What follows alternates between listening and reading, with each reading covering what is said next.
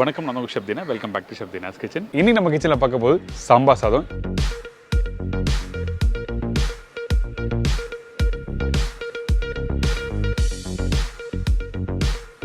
இது கூட முருங்கைக்கீரை பொரியல்.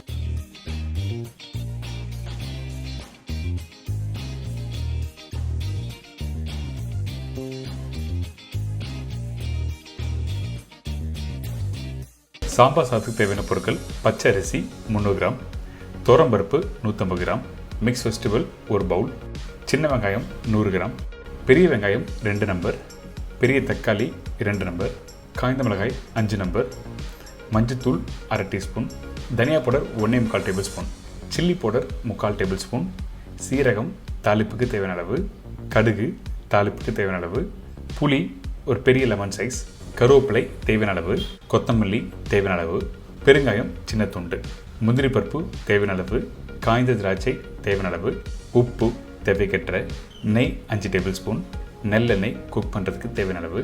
இதாங்க சாம்பார் சாதத்துக்கு தேவையான பொருட்கள். ஃபஸ்ட்டு நம்ம என்ன பண்ணுறோம் கேட்டிங்கன்னா, இந்த பச்சை அரிசியும் துவரம்பருப்பு நல்லா ஊற வச்சிடும். வாஷ் பண்ணிட்டு ஊற வைக்க ஆரம்பிங்க.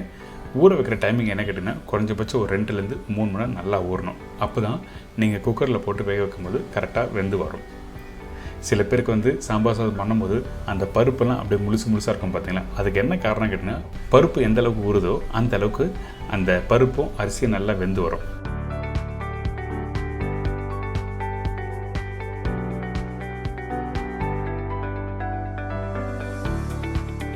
இதுக்கு பிறகு மஞ்சத்தூள், உப்பு,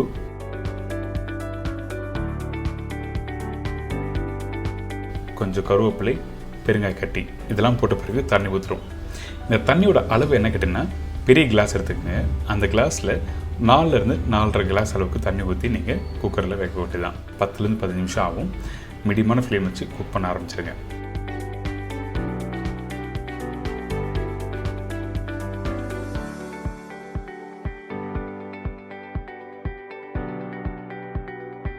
இப்போ ஓப்பன் பண்ணி பார்த்தீங்கன்னா, அந்த அரிசியும் பருப்பும் நல்லா வெந்திருக்கும் பாருங்கள். மேலே அந்த அரிசி கொஞ்சம் முழுசாக இருக்கும்.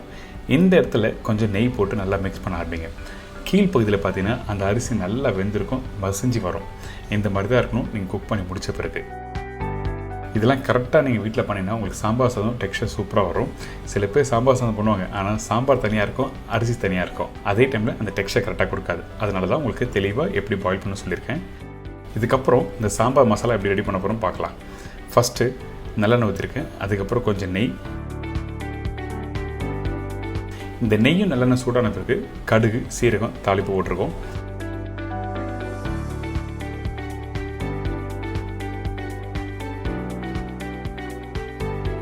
இந்த மாதிரி நல்லா பொரிஞ்சு வர டைமில் காஞ்ச மிளகாய், கருவேப்பிலை, சின்ன வெங்காயம்.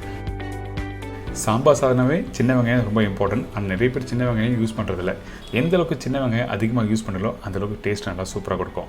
அதே டைமில் பெரிய வெங்காயம் கட் பண்ணி போட்டிருக்கேன். நம்ம வீட்டில் எப்போவுமே பெரிய வெங்காயம் இருக்கும். அதனால தான் வெங்காயத்தை கொஞ்சம் பெருசாக கட் பண்ணி போட்டிருக்கோம். எதுக்காக இந்த மாதிரி கட் பண்ணி போடுறேன்னா, இந்த ப்ரிப்பரேஷன் முடிச்ச பிறகு அந்த மசாலாவோட அந்த சாதமும் சேர்த்து சாப்பிடும்போது உங்களுக்கு வெங்காயம் அந்த டேஸ்ட் எடுத்து கொடுக்கும். அதனால தான் வெங்காயம் பெருசாக கட் பண்ணி போட்டிருக்கேன்.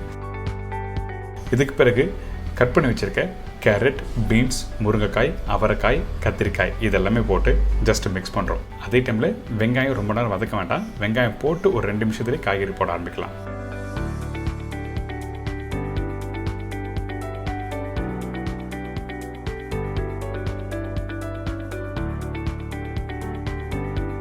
இதுக்கு பிறகு தக்காளி போட்டிருக்கேன். இந்த தக்காளி க்யூப்ஸ் மாதிரி கட் பண்ணி போட்டிருக்கோம். இப்போது மஞ்சத்தூள் போட்டிருக்கேன். தனியா பவுடர். நான் சாம்பார் பவுடர் எதுவும் யூஸ் பண்ணவே இல்லை. ஏன்னா நிறைய பேர் வீட்டில் அந்த சாம்பார் பவுடர் அரைச்சி வச்சிருக்க மாட்டாங்க. உங்களுக்கு வேணா அந்த சாம்பார் பவுடர் எப்படி பண்ணுறது சொல்லி லிங்க்கும் கீழே கொடுத்துருக்கேன், நீங்கள் செக் பண்ணிக்கலாம். இப்போது தனியாத்தூள் போட்டாச்சா, இதுக்கப்புறம் சில்லி பவுடர் போட்டிருக்கேன். இதெல்லாம் போட்ட பிறகு ஜஸ்ட் மிக்ஸ் பண்ணுங்கள். அதிகபட்சம் 1 நிமிஷம் நீங்கள் மிக்ஸ் பண்ணி குக் பண்ண ஆரம்பிக்கலாம்.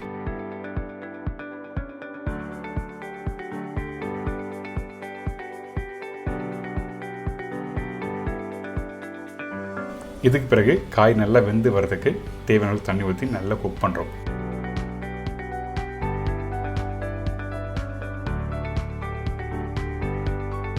இந்த இடத்துல கவனமாக கவனிக்க வேண்டிய விஷயம்னா, சில பேர் புளி உடனே ஊற்றிடுவாங்க. புளி ஊற்றக்கூடாது. அதனால் நம்ம என்ன பண்ணுறோன்னா ஒரு மூடி போட்டு காய் வெந்த பிறகு தான் புளி ஆட் பண்ணுறோம். எதுக்காக புளி எடுத்த உடனே ஊற்றக்கூடாது சொல்கிறேன்னா காரணம் இருக்குது. அந்த மசாலா வெந்து வரதுக்கு டைம் எடுக்கும். நீங்கள் எடுத்த உடனே புளி ஊற்றிட்டீங்கன்னா அந்த காய்கறிலாம் வேக வேக அந்த டெக்ஸ்சர் மாற ஆரம்பிச்சிடும். அதனால தான் இந்த மசாலா காய் நல்லா வெந்து வரட்டும், அதுக்கப்புறம் கரைச்சி வச்சுருக்க புளியை இந்த இடத்துல யூஸ் பண்ணுறேன்.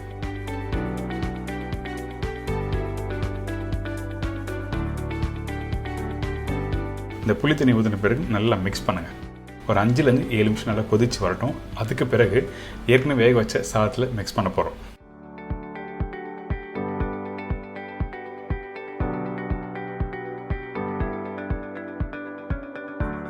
இப்போ ஆல்மோஸ்ட் ரெடி ஆகிடுச்சு. இப்போ உங்களுக்கு தெரிஞ்சிருக்கும் அந்த காய், கத்திரிக்காய், முருங்கைக்காய், வெங்காயம்லாம் முழுசாக இருக்குல்ல, இதை அப்படியே எடுத்து இந்த சாதத்தில் மிக்ஸ் பண்ண ஆரம்பிங்க. ஃபஸ்ட்டு கொஞ்சம் கொஞ்சமாக போட்டு மிக்ஸ் பண்ண ஆரம்பிங்க. அப்போ தான் மிக்ஸ் பண்ணுறது கொஞ்சம் ஈஸியாக இருக்கும். அதனால தான் இந்த மாதிரி கொஞ்சமாக போட்டு மிக்ஸ் பண்ண சொல்கிறேன்.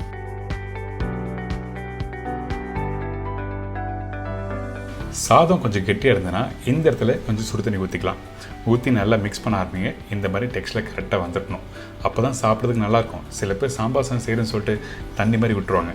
அதே டைமில் கெட்டியாக ஆகிடும்.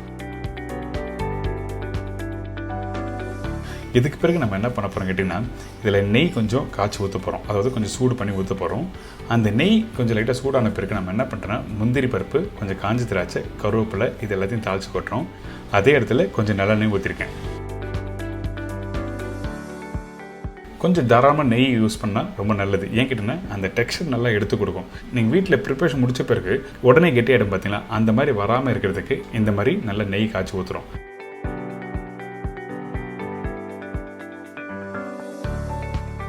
முந்திரி பருப்பு, காஞ்சி திராட்சை, கருவேப்பிலை இதெல்லாம் போட்டு நல்லா மிக்ஸ் பண்ண ஆரம்பிங்க. இந்த மாதிரி பண்ணும்போது குறைஞ்சபட்சம் 2 மணி நேரம் அந்த டெக்ஸ்சர் அப்படியே இருக்கும்.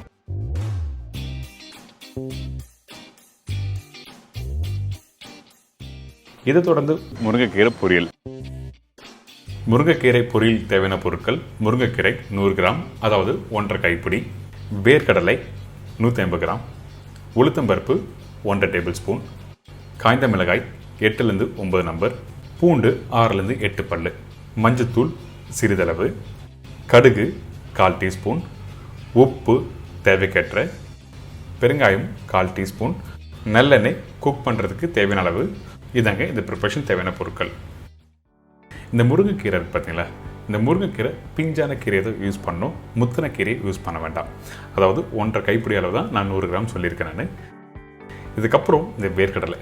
இந்த ப்ரிப்பரேஷனுக்கு பச்சை வேர்க்கலை வறுத்து தான் யூஸ் பண்ணணும். காஞ்ச வேர்க்கலை பவுடர் பண்ணி யூஸ் பண்ணலாமா கேட்டிங்கன்னா பண்ணக்கூடாது. ஏன் கேட்டிங்கன்னா இதில் மருத்துவ குணம் இருக்குது. வேர்க்கடலை, இந்த முருங்கை இலை இதெல்லாம் போட்டு பொரியல் பண்ணுவாங்க. எதுக்காகனா அந்த காலத்தில் கல்யாணம் ஆகிட்டு வருவாங்க பார்த்தீங்களா, அவங்களுக்கு வந்து குழந்தை பிறக்கிறதுக்கு அதுக்கு என்ன பண்ணுவோன்னா இந்த மாதிரி ஹெல்த்தியாக வந்து ரெடி பண்ணி தருவாங்க. அது பர்டிகுலராக ஆண்கள் சாப்பிட்ணுன்னு சொல்லுவாங்க. இது ஒரு மருத்துவ குணம். வீட்டில் இருக்க பெரியவங்கள்ட்ட கேட்டிங்கன்னா தெளிவாக உங்களுக்கு விளக்கமாக சொல்லுவாங்க. எனக்கு தெரிஞ்ச விஷயம் நான் ஷேர் பண்ணியிருக்கேன். இந்த வேர்க்கடலையை ஸ்லோ ஃப்ளேமில் வறுத்துருக்கணும். வறுக்கும் போது உங்களுக்கு வந்து அந்த தோல் தனியாக வரும். அதனால் இந்த வேர்க்கடலை வறுத்து எடுக்க டைம் வந்து குறைஞ்சபட்சம் 15லேருந்து 20 நிமிஷம் டைம் எடுக்கும். ஹை ஃப்ளேமில் வச்சு நீங்கள் வறுத்தீங்கன்னா என்ன பண்ண கலர் மாறிடும், ஆனால் வேர்க்கடலை ட்ரை ஆகாது. அதனால் ஸ்லோ ஃப்ளேமில் வறுத்து எடுத்துருங்க. இதுக்கப்புறம் இன்னொரு முக்கியமான விஷயம் என்ன, அந்த தோலை தனியாக எடுத்துடணும். நீங்கள் வீட்டில் இந்த மாதிரி ஒரு துணி எடுத்துக்கோங்க. அதுக்கப்புறம் வறுத்த வேர்க்கடலையில் போட்டு நல்லா க்ரஷ் பண்ணிவிட்டு தோல் தனியாக போயிடும், வேர்க்கடலை தனியாக எடுத்துடலாம்.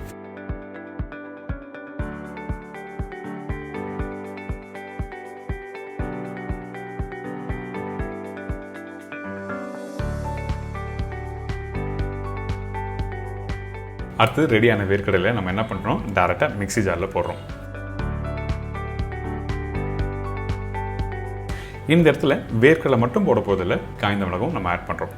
இந்த காய்ந்த மிளகாய் வேர்க்கடலையும் நல்லா ஃபைன் பவுடராக அரைச்சிருங்க. ஃபைன் பவுடர்னா நல்ல ஃபைன் பவுடர்லாம் இல்லை, ஒரு 80 to 90% அளவுக்கு பவுடர் அரைச்சிருக்கணும்.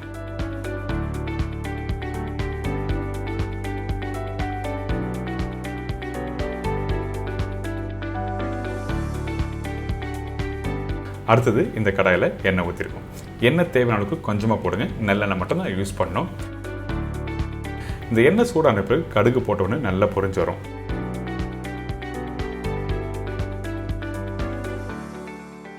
அதுக்கப்புறம் இடித்த பூண்டு, தோல் எடுத்த பூண்டு மட்டும்தான் போடணும். அதுக்கப்புறம் காஞ்ச மிளகாய், கருவேப்பிலை. இதெல்லாம் போட்ட பிறகு உளுத்தம்பருப்பு. சில பேர் கடலைப்பருப்பு போடுவாங்க. ஆக்சுவலாக கடலைப்பருப்பு போடாதீங்க. வெறும் உளுத்தம்பருப்பு மட்டும் போட்டு ஸ்லோ ஃப்ளேமில் நல்லா வறுத்துருங்க. அந்த பூண்டும் அந்த உளுத்தம்பருப்பும் நல்லா வறுத்து வரணும். அதே டைமில் அந்த காஞ்ச மிளகாய் வறுக்கிற நெடியும் நமக்கு வாசனையாக வரும். இப்போ ரெடி ஆகிடுச்சா? இதுக்கப்புறம் அந்த கீரையை டைரெக்டாக போடுங்க. கீரையை பற்றி சொல்ல வேண்டியது இல்லை. கை கால் வலி, மூட்டு வலி, நம்மளுக்கு நல்ல ஒரு ஹெல்த்தியான ஒரு உடம்பு வேணும்னு வச்சிங்கன்னா வாரத்துக்கு ஒரு நாள் கீரை நீங்கள் சாப்பிட்றது ரொம்ப நல்லது. இப்போ கொஞ்சம் மஞ்சத்தூளும் போட்டு இந்த தாளிப்போட போட்டு 2 நிமிஷம் வதக்குங்க.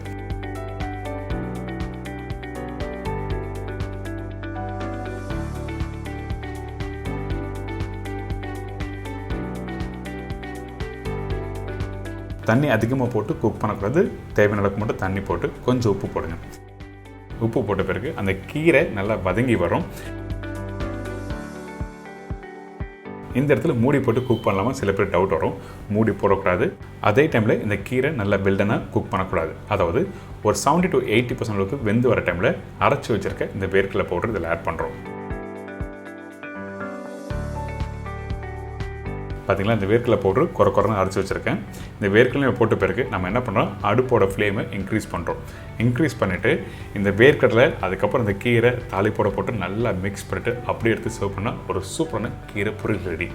நார்மலாக வந்து ஒரு பொரியல் பண்ணும்போது தேங்காய் யூஸ் பண்ணியிருப்பீங்க, அதுக்கப்புறம் வெங்காயம் போட்டிருப்பீங்க. இந்த ப்ரிப்பரேஷனில் வெங்காயம் தேங்காய்லாம் எதுவுமே போடாமல் இந்த வேர்க்கடலை போட்டு நம்ம இந்த ப்ரிப்பரேஷன் கம்ப்ளீட் பண்ணியிருக்கோம். கீரையோட கொஞ்சம் வேர்க்கடலை அதிகமாக இருக்கணும். எனக்கு ஒரு ஹெல்த்தியான ஒரு ப்ரிப்பரேஷன் எப்படி பண்ணுறது நீங்கள் சொல்லி கொடுத்துருக்கேன். கண்டிப்பாக ட்ரை பண்ணுங்கள்.